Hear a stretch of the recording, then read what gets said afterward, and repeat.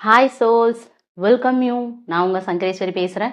இன்னைக்கு நாம் எந்த டாபிக் பற்றி பேச போகிறோம் அப்படின்னா, சிவன் கையில் இருக்கிற திரிசூலம் பற்றி தான். இதுக்கு பின்னாடி உள்ள ரகசியம் என்ன, இது எதை குறிக்குது அப்படின்றத பற்றியும் ரொம்ப டீட்டெயில்டாக இந்த வீடியோவில் பார்க்க போகிறோம். வாங்க வீடியோக்குள்ளே போகலாம்.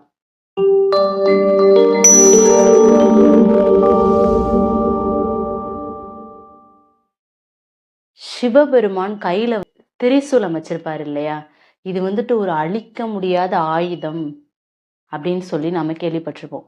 ஸோ அவர் அந்த திரிசூலத்தை வச்சு இந்த பிரபஞ்சத்தையே அழிச்சிடுவாரு அவர் நினைச்சாருன்னா அப்படின்னு சொல்லிட்டு அது ஒரு சக்தி மிக்க ஆயுதமாக தான் எல்லாரும் பார்க்குறோம். இது ஆயுதம் அப்படின்னு சொல்றதை விட அது பிசிக்கலா நாம பார்க்குற ஒரு வெப்பன் கிடையாது.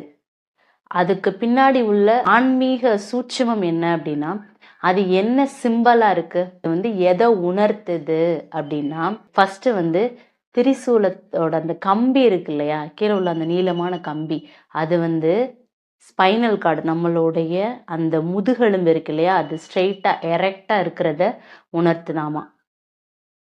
செகண்ட், அந்த திரிசூலத்துல உடுக்கை எதுக்காக இருக்கு, அவர் உடுக்கை ஆட்டினா மட்டும்தான் அந்த ஓசை, அந்த ஒளி அப்படின்றது நமக்கு கேட்கும்.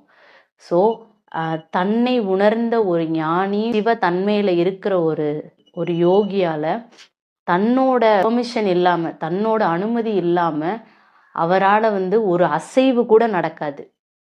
ஸோ அவரை அசைச்சாதான் இந்த பிரபஞ்சமே இயங்கும். ஸோ அந்த ஓசையே எழும். ஸோ அவருடைய ப்ரெசன்ஸ் அப்படின்றது அவ்வளோ ஒரு முக்கியத்துவம் வாய்ந்தது. ஸோ அதை குறிக்கிறதுக்காக தான் அந்த உடுக்கை அப்படின்ற ஒரு இதை வச்சிருக்காங்க, தன்னை உணர்ந்தவர். ஸோ சிவன் யாரு, தன்னை உணர்ந்தவர். ஸோ முதல்ல பிறந்தவர், இந்த பிரபஞ்சத்துல தோன்றின முதல் மனிதன் அப்படின்னு சொல்லலாம், ஆதி யோகி. ஸோ சிவன் தான் அந்த அருவுருவமாகி இருந்து மனிதர்களுக்காக மண்ணில் இறங்கி வந்த கருணை தெய்வம் ஈசன். மேல உள்ள அந்த திரிசூலம் இருக்குல்ல, அது எதை குறிக்குது அப்படின்னா, நம்மளுடைய 3 கண்களை குறிக்குது.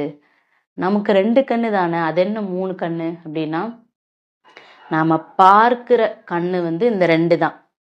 ஆனா நமக்குள்ள ஒரு சூட்சமமா ஒரு கண் இருக்கு, அது மோஸ்ட் ஆஃப் த பீப்புளுக்கு தெரியாம இருக்கு.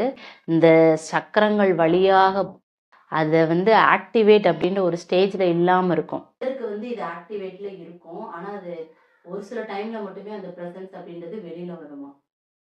ஆனா most of the 90% of people இதை ஆக்டிவேட் பண்ணாமலே வச்சிருப்பாங்க. அவங்க சொல்லிச்சுக்கிற இந்த பூமியில இந்த உலகம் மட்டும்தான் உண்மை, மற்ற எதை பத்தின ஒரு அறிவு தெளிவு அப்படின்றது இல்லாத ஸ்டேட்ல இருப்பாங்க அப்படின்னு சொல்றாங்க. நம்ம இது நமக்கு 3வது கண் அப்படின்றது நமக்கு செயல்படுதா, இல்ல ஆக்டிவேட்ல தான் இருக்கா அப்படின்றத நாம எப்படி தெரிஞ்சுக்கணும். ஸ்ட்ரெயிட்டா இருந்துட்டு வள்ளலார் சொல்வார் இல்லையா, உச்சிக்கு கீழே அண்ணாவிற்கு மேலே உற்று உற்று பார்க்க ஒளிர்விடும் ஜோதி அப்படின்னா, நம்மளுடைய அந்த உச்சி இருக்கு இல்லையா, அந்த உச்சிக்கு கீழே, அதாவது இந்த இடம் அப்படின்றது வரும். அதே மாதிரி நம்மளுடைய உள்நாக்கு இருக்கு இல்லையா, அந்த நாக்குக்கு மேல ஒரு உள்நாக்கு இருக்கும். ஸோ அதுக்கு நேரா ஒரு கோடு போட்டோம் அப்படின்னா அந்த இடத்துல பிசிக்கலா அப்ப சயின்ஸ் படி என்ன கண்டுபிடிச்சிருக்காங்க அப்படின்னா, பீனியல் கிளாண்ட் அப்படின்னு சொல்லுவோம். அது ஒரு அரிசி சைஸ்ல இருக்கும். ஸோ அதுதான் ஞானத்திற்கான ஒரு திறவுகோல், ஒரு மந்திர சாவி அப்படின்னே சொல்லலாம். ஸோ அந்த இதை நம்ம ஆக்டிவேட் பண்ணணும், அப்படி அது ஆக்டிவேட்டா இருக்கா அப்படின்னு ரொம்ப சுலபமான ஒரு பயிற்சி மூலியமா நம்ம தெரிஞ்சுக்கலாம். சிம்பிளா ரிலாக்ஸ்டா ஒரு இடத்துல உட்காந்துட்டு நம்மளோட முதுகெலும்பு அப்படின்றது ஸ்ட்ரெயிட்டா இருக்கணும் அப்படின்னா, இப்போ ஸ்ட்ரெயிட்டா உட்காந்துட்டோம் இல்லையா, நம்ம முதுகெலும்பு அப்படின்றது ஸ்ட்ரெயிட்டா இருக்கு. ஸோ முதுகெலும்புல இருந்து நம்ம ஃபோக்கஸ் வைக்கணும். மூலாதாரத்துல இருந்து ஃபோக்கஸ் வச்சு கொஞ்சம் கொஞ்சமா சக்தி மேலே எழும்புற மாதிரி நம்ம வச்சோம் அப்படின்னா ஒரு சில உணர்வுகள் அப்படின்றது ஏற்படும். இந்த பாயிண்ட்ல இந்த நெச்சு போட்டுக்கு நடுவுல துரு துருன்னு இருக்கிறது, அழுத்தம் இருக்கிறது, ஒரு கூசுற மாதிரியான உணர்வுகள் இருக்கிறது. ஸோ இந்த மாதிரியெல்லாம் நாம ஃபோக்கஸ் பண்ணிக்கிட்டு பயிற்சிகளை தொடர்ந்து செய்யும் போது டீப் டவுனா நமக்குள்ள உள்ள அந்த கிளென்சிங் ப்ராசஸ் அப்படின்னு சொல்லலாம். நமக்கு தேவையில்லாத விஷயங்களை எல்லாத்தையுமே நீக்க ஆரம்பிச்சிடும். நம்ம உடலை நமக்கு தெரியாமையே சொல்லும் பரிசுத்தமாகும். இப்போ சப்போஸ் நமக்கு ஒரு சின்ன சின்ன விஷயங்கள், வயிற்று வலி, தலைவலி அப்படின்றது இருக்கு, எப்பயுமே அசௌகரியமான ஒரு ஃபீலிங் இருக்கு அப்படின்னா, நாம் இந்த மாதிரியான பயிற்சிகள் செய்யும் போது நம்மளுடைய உடலும் நம்முடைய மனதும் வந்துட்டு ரொம்ப சீரா இருக்கும். அதே மாதிரி நம்ம சக்தி அப்படின்றது மேலெழும்பி வர்றதுக்கான ஒரு வாய்ப்பாவும் இருக்கும். ஸோ அதனாலதான் எல்லா பயிற்சிகளுமே வந்து ஸ்பிரிச்சுவல்ல கொடுக்கப்பட்டிருக்கு.